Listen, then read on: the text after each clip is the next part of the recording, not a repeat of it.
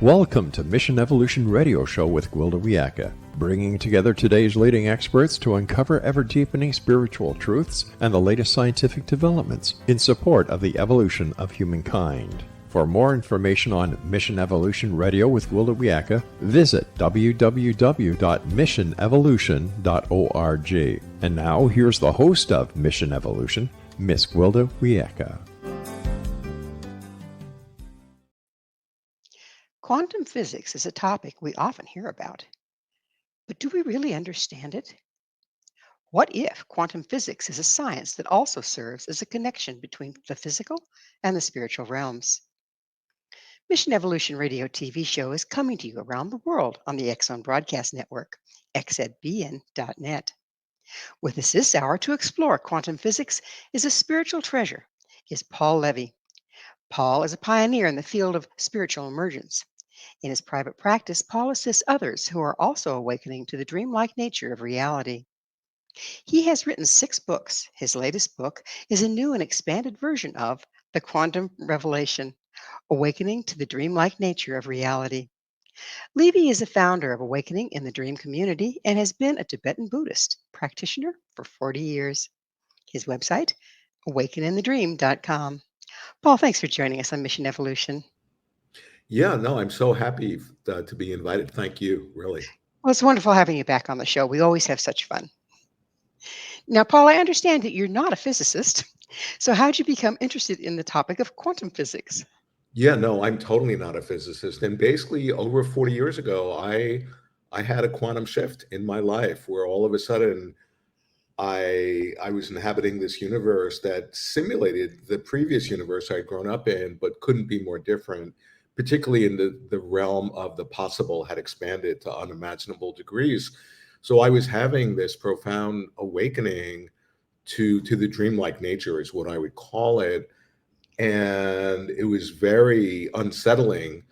And as I began to integrate my experience, and then I became familiar with quantum physics, I began to realize, oh my God, quantum physicists are describing and mapping the very universe that I had found myself inhabiting.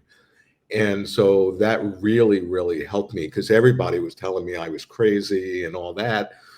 And I knew I wasn't. So it really helped me to contextualize my experience when I came across quantum physics. So what would you describe what a quantum shift is that you're talking about here? Yeah, well, in quantum physics, they talk about having, quantum leaps or quantum jumps or quantum shifts, where all of a sudden I had, just as an ordinary person who had been programmed and conditioned by our society and had assumed certain things were true, and in particular, the idea of that this universe existed objectively separate from myself. That was just an unquestioned assumption. And all of a sudden, something happened. I got hit by a bolt of lightning inside of my brain, not from the sky.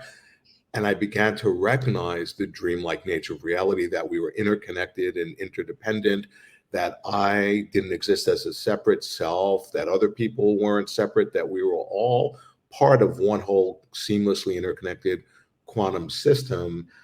And so that's what I mean when I said I had a quantum jump, in that all of a sudden it seemed it looked just like the previous universe, but it couldn't have been more different because I had seen through the imagination, that I existed as a separate self, which I don't. There's none of us who do. And that I saw through the illusion that this universe existed objectively and separate from myself. Because what quantum physics in essence had discovered and proven is that the act of observing this universe actually influences the universe observed. And that's a description of a dream. And that's why I keep on circling back to the dreamlike nature of reality.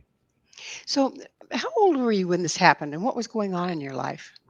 Yeah, I was 24 and I was suffering from an over the top, incredible emotional trauma at the hands of my father, who wound up being a criminal and a psychopath. And I was the only child who was the recipient of him acting out like, everybody acts out their unhealed abuse on the next of kin. And my father did it in a way that really changed my life, and that I went from a happy, healthy, normal person to all of a sudden being confronted with this overwhelming suffering. And I dealt with it by going into my mind and trying to get to the real root of what was happening. And so that was the context in which I had the awakening that changed the entire trajectory of my life. And it's given me the authority to write my books, type of thing, you know?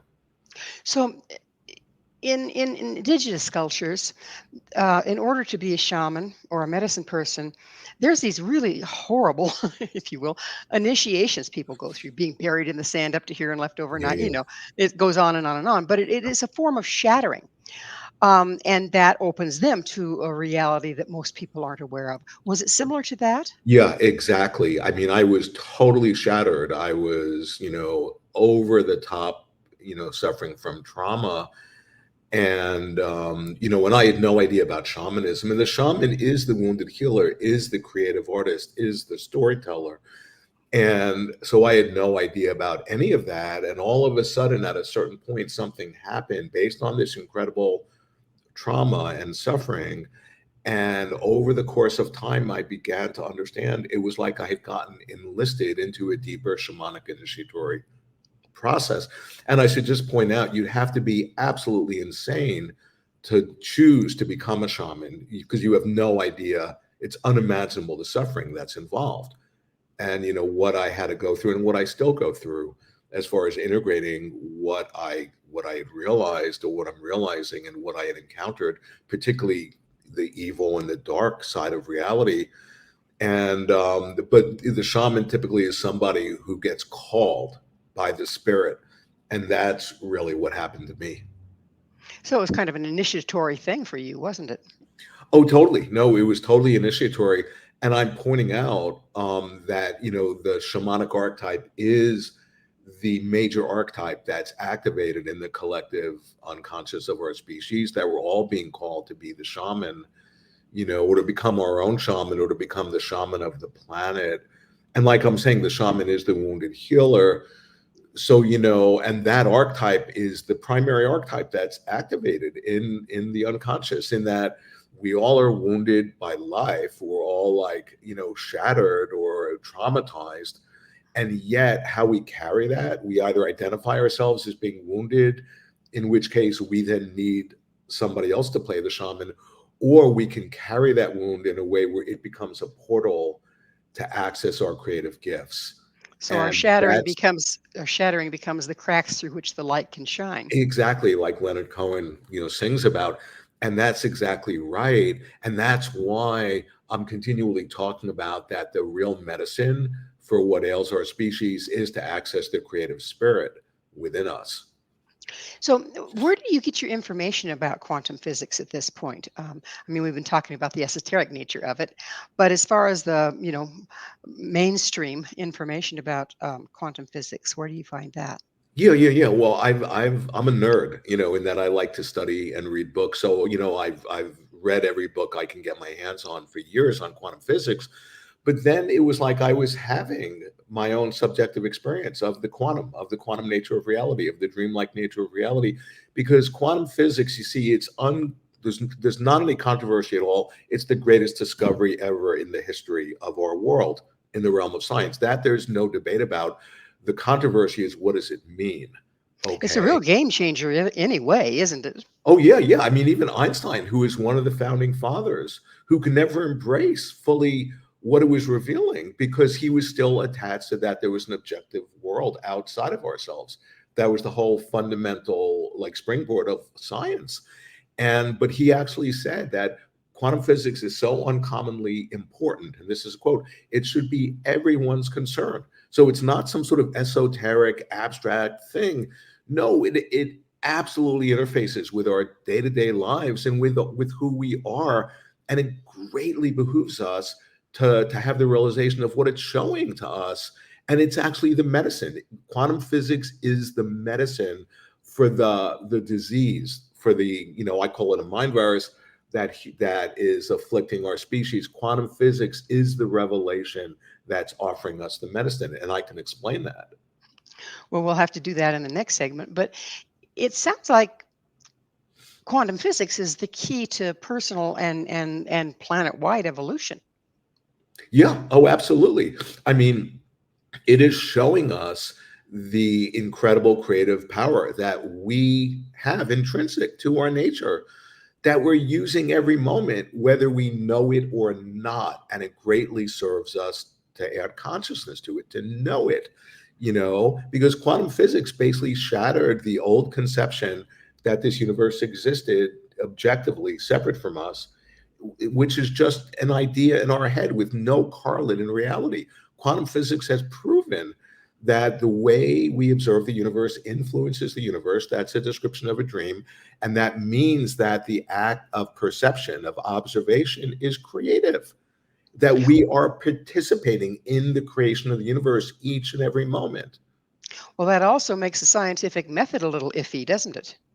Yeah. Well, what Einstein was saying is that if quantum physics is true, and it's never been proven to not be true, I mean, it's the most successful theory of all time, then Einstein says that's the end of science. We have to revision a whole new science based on what quantum physics is showing us. Well, we will revision this whole new science or part of it on the other side of a station break. Paul and I will return very shortly, so don't go away. This is Mission Evolution, www.missionevolution.org. Can quantum physics offer a cure for madness? With us this hour discussing quantum physics and the evolution is Paul Levy. Paul is the author of The Quantum Revolution, Awakening to the Dreamlike Nature of Reality. Paul, again, sorry, I think it's Levy instead of Levy. I always do that to Yeah, you. that's So okay. sorry. Um, if we're living in a reality that is actually inaccurate, what does that do to everything that we think we know? Yeah, well, it puts into question, like the quantum physicists, the founding fathers, when they realized what they were tapping into when they discovered the quantum, it was like the rug had gotten pulled out from under them. They had no place to stand, and it really brought into question, like, who am I? Because quantum physics, by proving empirically again and again, it's a nonsensical idea that the world exists objectively separate from us. There's another half of that realization, and that is what happens to me as a subject if there's no objective world. Well, I, as a subject, I need an object to be in relationship to in order to be a subject. If there's no object, then who am I? So those two imaginations, the imagination of an objective world, which doesn't exist, and the imagination that I exist as a separate self, which doesn't exist, they in a way reciprocally reinforce each other. When you see through that illusion, it floods light on the question of, wait a second, who am I? And that's where quantum physics has promoted itself to be a spiritual path. It's also would indicate to me that it's time that the buck stops here. When we're seeing things as separate, we don't have to take responsibility for our part in creating them. But now, from what you're saying, if quantum physics indeed is telling us that we are all part of the whole and everything we think, do, or say impacts that whole, all of a sudden responsibility takes on a whole new level, doesn't it? Yeah, yeah, yeah. No, there's no one else to blame. We are, participating in the evocation and the conjuration and the creation of our universe each and every moment. We ourselves, by the way we interpret the ink blot of the universe and place meaning on our experience, we are creating our experience of ourselves and of the world. There's no one else doing that to us. We are doing that. And that really puts a great responsibility on us. So, what where does that put us with group agreement? Because in the past we've had agreement that this little limited reality that we're subject to was the reality, and now this is being blown wide open. So, where does that put group agreement? Yeah, yeah, yeah. Well, it's pointing out, like quantum physics points out, this universe is like when I'm in Portland, Oregon, where it rains a lot and there are rainbows quite often. And that rainbow, there's no objective rainbow. The rainbow is a coming together of three factors of consciousness, of water, and light, and of the mind. Consciousness is the mind, and light and water. And then we have an image of the rainbow, but there's no objective rainbow out there. And quantum physics is saying that this physical world is like that rainbow. It doesn't exist objectively. It exists just like a rainbow does, as in, inside of our mind. And we each are seeing our own private rainbow. There's no one objective rainbow or one objective world that we're seeing. And we have an agreement so we can share our experience together. But the idea is that we're each seeing our own private cosmos, and there's a way of navigating that creates this utility and is convenient. But the idea is we've been programmed to have a certain way of seeing, that we've been conditioned, that limits us and limits our creativity and closes our heart. And quantum physics is offering us the revelation because it's showing us that we're not separate, that we're interconnected. A quantum universe is a seamlessly interconnected whole. There's no separate parts interacting. It's one whole universe. What about the 100th monkey? So it's like, we all know about the 100th monkey theory, right? It took a certain amount of monkeys to do the behavior on one island before it suddenly magically started showing up on the other island. As we're going through this evolution of consciousness from thinking of ourselves as separate to recognizing our interconnectedness, is there a breakover point to where it'll be more common for people to easily Yeah. recognize this because people have gone before that see it? Yeah. Well, in other words, as more and more people really become quantum physicized, is the way I would say it, in their consciousness, and understand and see through the lens of what quantum physics is showing us, that we're not separate. There are no separate things. There are no things at all. It's all one quantum interconnected system. There's a non-local field which we are expressions of, in which we're contained. It's the point of view of wholeness. As each one of us really integrates that perspective in ourselves, that goes viral, that transmits through the collective unconscious of our species, because we're not separate. And at a certain point, just like the 100th monkey phenomena, that becomes the prevailing viewpoint for sure. So, where's the scientific proof of all this? It seems like a lot of it's conjecture. So Yeah. where's the proof of this? Yeah. No, it's no conjecture. This is no conjecture. This is empirically proven. It's the most proven and provable scientific theory of all time. It's never been proven to even be an iota wrong in any way. And so, yeah, the question is, and where's the scientific proof? The question is, like, what do we do with what it's showing us? Because in my work, I'm pointing out that quantum physics is like a spiritual treasure. It's offering us free of charge this unbelievable, this revelation that, I mean, it's already changed the course of history with all the technology it's brought in. But the people who really study this stuff say that's just the low-hanging fruit. The real benefit of quantum physics is how it's going to change our consciousness. It's going to change our thinking. And we're at the very beginning stages of that. Yeah, it sounds like the proof is still in the pudding, though. We can think about it, we can see it, we can theorize about it. It's a theory, but we aren't necessarily, certainly not en masse, living it right now. Yeah, well, the quantum physicists, the founding fathers are saying it's like we still haven't found the central idea. And they think, again and again, they're saying in different ways, the central idea, it's going to be so simple that we could be able to express it on a t-shirt in like 5 words or something like that. And they say it's like if you've never seen an automobile and you're in a forest and you come across an automobile, and you turn on the signals or the lights or the radio or the heater, but you still haven't figured out what is an automobile really about. Quantum physicists are saying that we still haven't found the central idea. And here I am, and I'm not a physicist at all, and I'm saying, oh, I can offer, it's clear what this, and they're all saying when we see the central idea, we're going to say to ourselves, how could we have been so blind?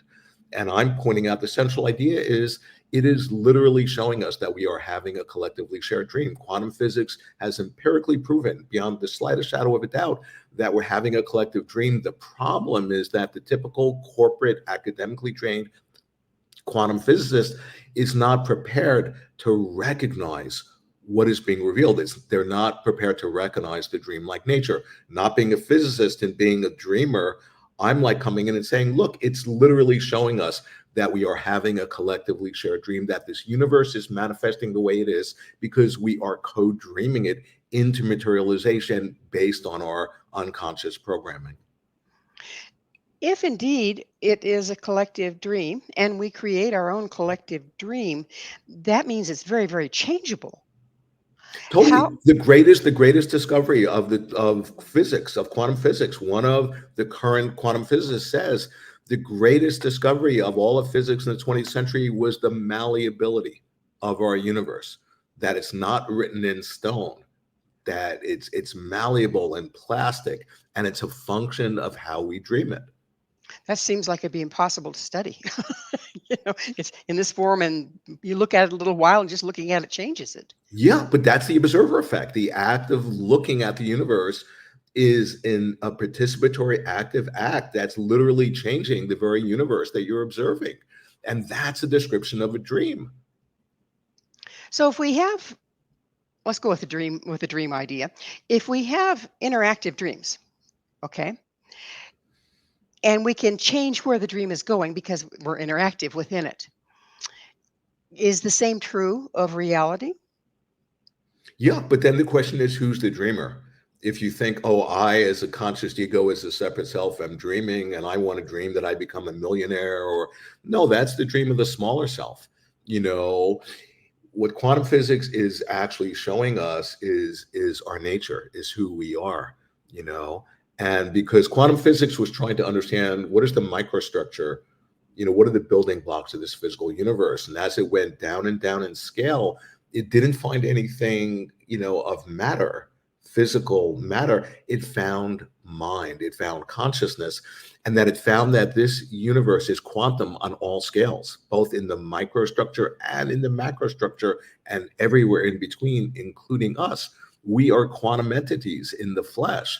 And, we're at the beginning. This is such a radical discovery that they say it typically takes centuries to integrate what it's revealing to us. We're right at the very, very beginning, but it's already changed the course of history.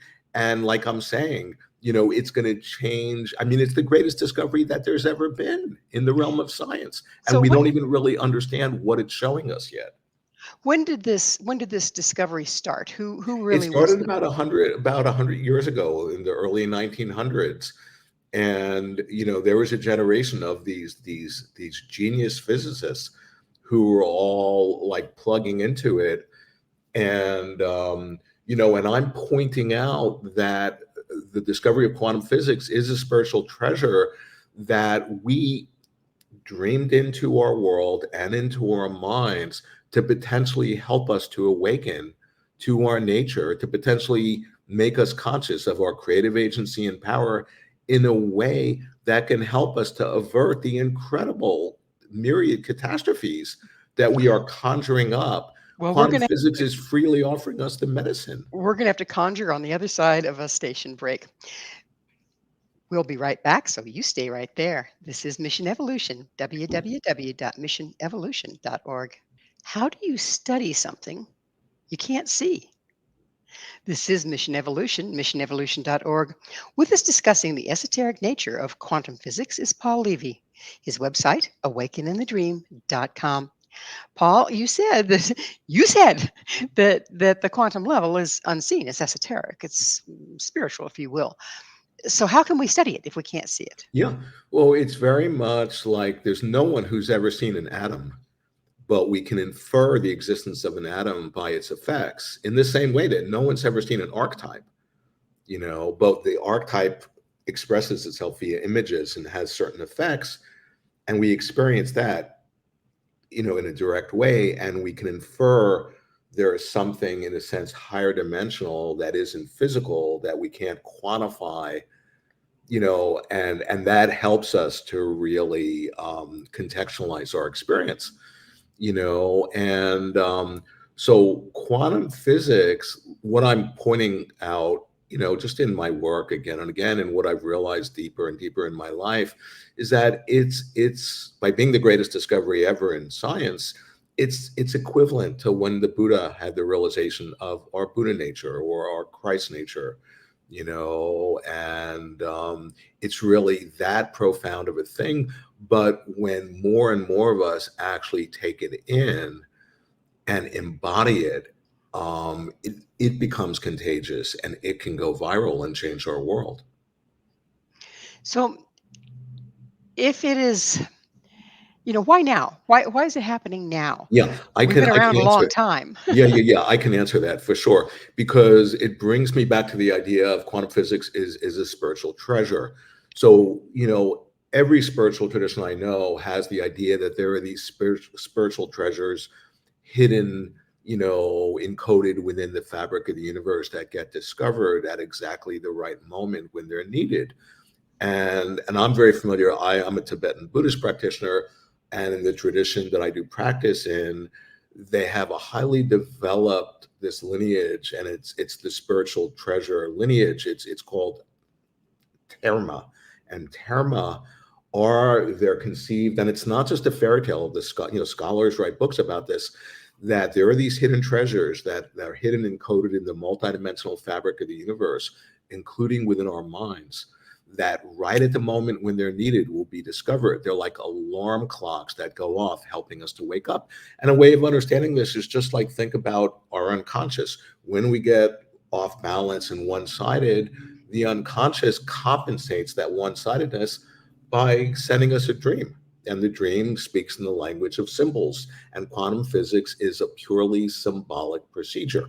Okay. So the idea being that similar to how a symbol will manifest in a dream to bring us back to to being in balance, we as a species have gotten so off balance that we have dreamed up the revelation of quantum physics into our world and into our minds to bring us back into balance. And but of course, everything depends on if we recognize what it's revealing to us. Let's talk about wetiko. Okay, you've done a lot of study and a lot of work with the concept. Would you describe what it is and how it applies here? Yeah. Well, wetiko is a mind virus. It's a Native American term, and it's a collective psychosis that actually it's the diagnosis for what our species is suffering from and playing out in the world. And it's basically we've entranced ourselves by the creative genius of our own mind in a way where we've fallen asleep to our nature. And Watiko, it works through the projective tendencies of the mind such that we sort of hypnotize ourselves by our own creative agency. And quantum physics is the medicine for that, because quantum physics is actually, you see, just to connect it to the spiritual treasure idea, I'm pointing out that quantum physics is a modern day analog to a spiritual treasure, right? That it's actually helping us to wake up and remember who we are and to reconnect with our soul, with our heart, and with our creative agency and power. And by doing that, we dispel the pernicious effect of the Wetiko mind virus. So there's a certain amount of greed and narcissism wrapped up in the wetiko, isn't there? Totally. Oh, absolutely. Greed and narcissism. And, in Buddhism, they talk about the three poisons. It's, the embodiment, the real essence of the Watiko mind virus, that is the psychospiritual dis-ease that's afflicted our species, is ignorance, is not knowing who we are, is being in a dream and thinking it's real.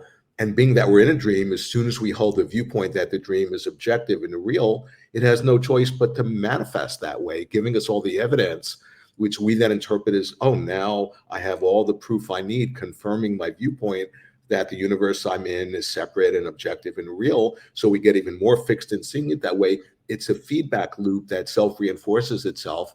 And what I'm describing is that we've hypnotized ourselves by our own creative genius in a way that's suffocating us. But That Wetiko in quantum physics is offering us the medicine to see through that. so if wetiko is on one side of the scale and quantum physics is on the other side of the scale, a dose of quantum physics will bring everything closer to center. However, what happens if quantum physics goes to its extreme and becomes imbalanced? Is that not possible right now? You're Yeah, saying we dream totally. it up. We dream Totally. this No, all there up. are people I know who will use the revelation that is quantum physics to justify their unconsciousness. I know people who, instead of following what's happening in the world, are like, oh, everything's true and not true, like quantum physics says. So how can you ever know what's true? And they're justifying their ignorance, So anything like quantum physics, if it gets in the wrong hands, could be used to destroy our species, like anything. It has a positive, like any archetype, Jung points out, has a positive and a negative pole. It's bipolar, not in the pathological sense, but it's a superposition of states, having just like wetiko. Wetiko is the source of the greatest evil that we are playing out in our world, both individually, in relationship, and collectively on the world stage. And encoded, hidden within the wetiko mind virus is the most incredible blessing. It's helping us to wake up. It's a quantum phenomena. It has both the highest, the deepest darkness and the highest light encoded within it. And how wetiko will manifest depends on us, depends on if we recognize what it's showing us. That's the key. The quantum physics is a revelation. Wetiko is a revelation through the darkness. How the revelation will manifest. Is it gonna, if we don't recognize it, it's gonna kill us. If we recognize what it's revealing to us, it's going to awaken us. The choice is ours. If we go too far in the quantum direction, doesn't it lead to madness as well? No, if you go too far one-sided, like people who think, oh, this is a dream, so I can jump off a building and fly. Yeah, that's not to realize what quantum physics is showing us. That's to, in your language, I think, take it too far and go mad. That's no, we have to integrate, the quantum universe, the dreamlike universe, and this dreamlike universe is one aspect of it. Is in Buddhism, there's relative reality, there's absolute reality, which is the quantum. Then there's relative reality, and Buddhism is pointing out they're not separate. They interpenetrate. You can't just ignore one and pretend, oh, everything's a dream and we're all enlightened and all that. No, that's to be out of balance. You have to integrate the opposites.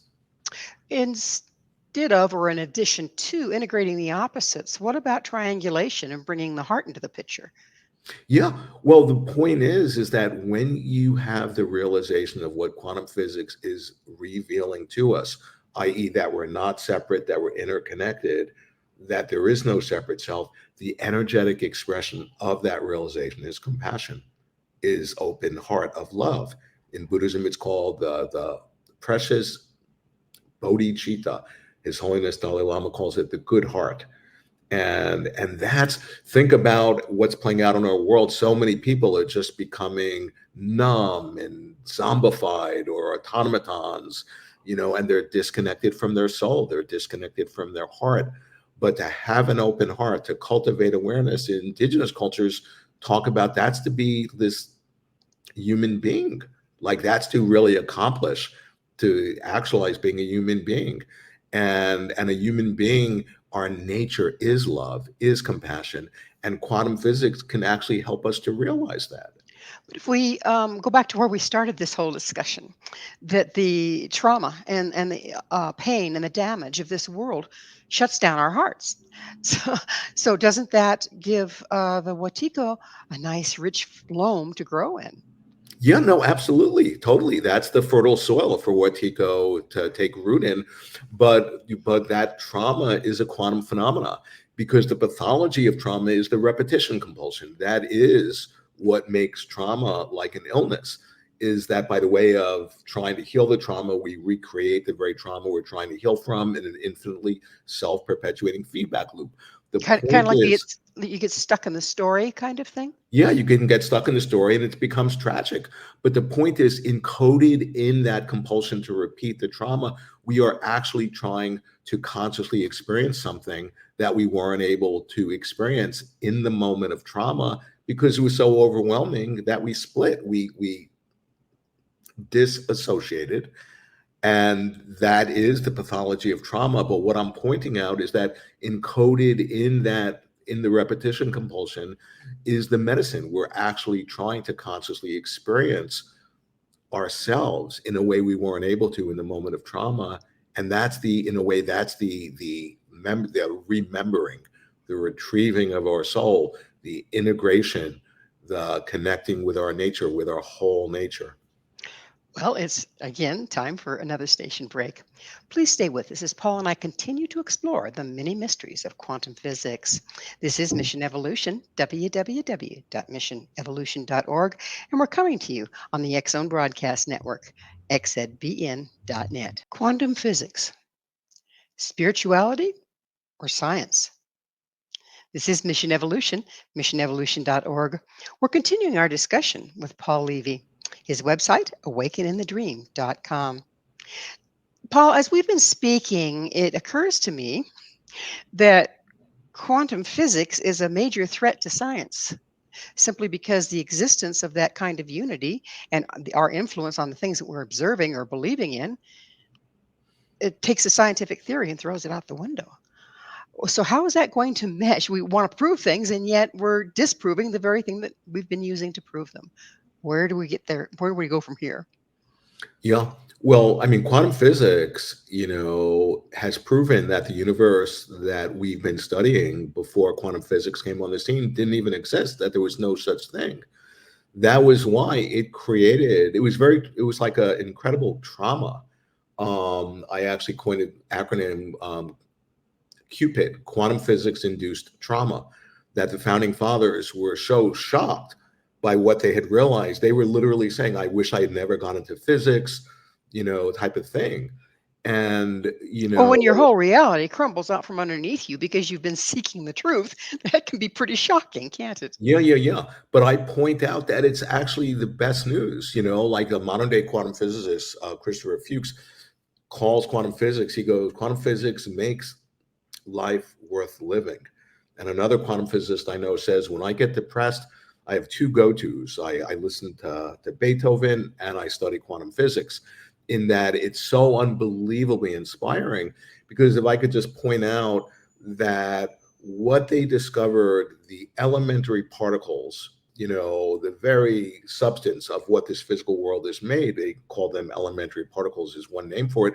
And they realized they don't exist as any stuff and any, matter, but they exist in a state of potentiality in any and every way they could ever exist. They exist up until the moment that we observe these elementary particles, and then they actualize into one specific manifestation, and all the other possibilities, they vaporize into parallel worlds.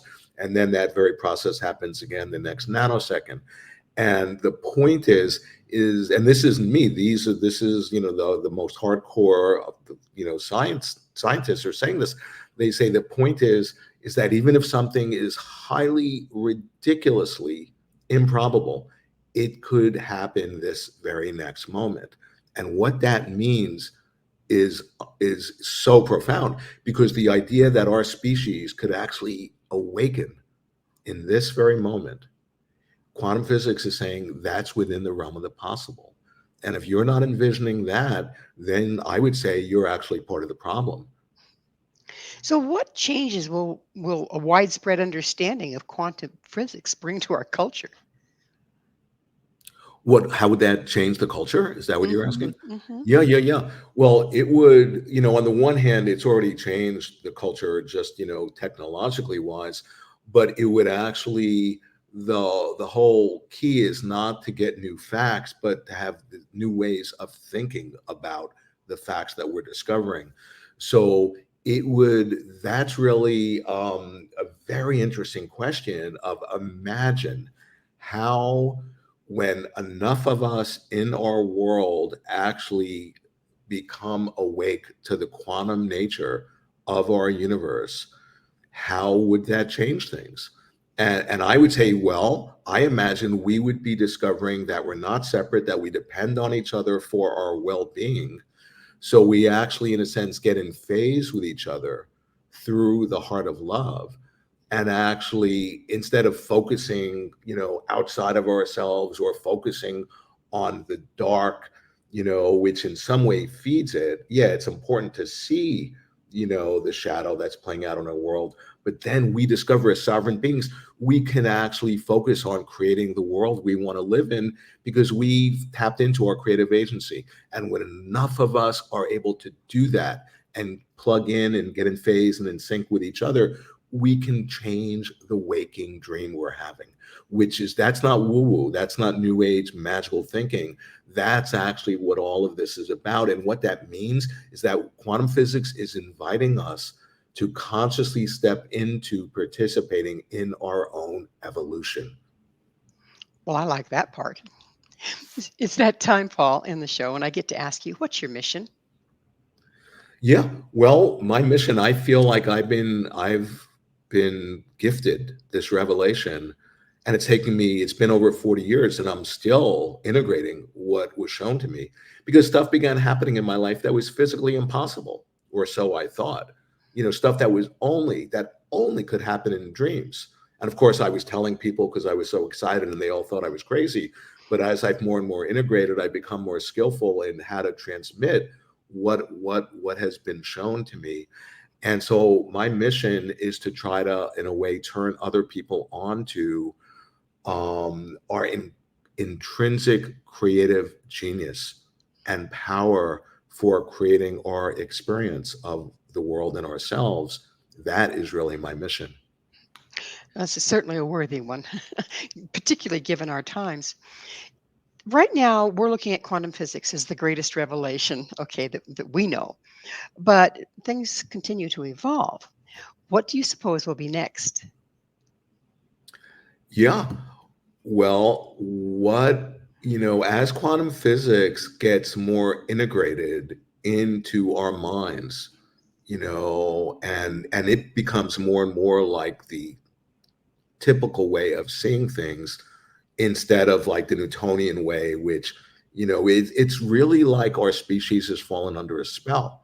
I mean, that's a way. And these quantum physicists they're talking about, they use language like, like spells and fairy tales and becoming like, it's exactly the language they're using. So what I imagine is what comes next as our species, as it breaks out of the spell, then we can funnel our creative genius, instead of investing in creating more powerful these weapons of how to kill each other.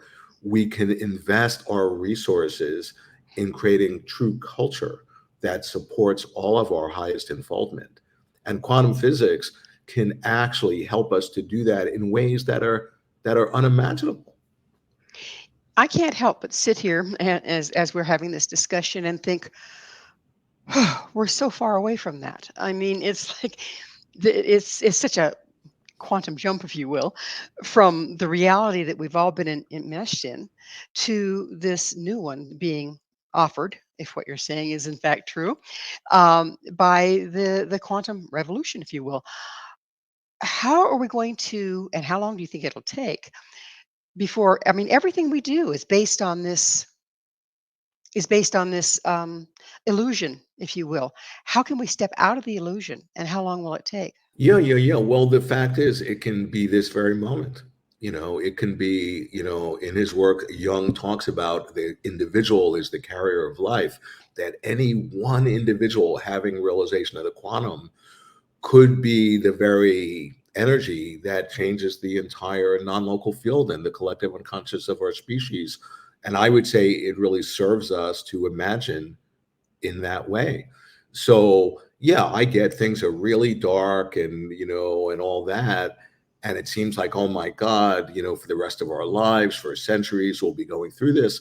That's one quantum possibility. But another quantum possibility is in this moment, any one of our viewers or our listeners having the realization of what we're talking about could change everything. There's a shattering involved. How long did it take you to get over the shattering, or have you even gotten over it? Yeah, no, I'm still a work in process. I mean, I was so completely shattered, both by the abuse and the evil that came through and that, deeply just traumatized me. But I was also just completely shocked when I realized that this world that we live in, when it was shown to me, oh, this is just a dream. This is not metaphorically sort of like a dream, but this is nothing other than a collective dream that we are dreaming up moment by moment to materialization. That itself was another shock.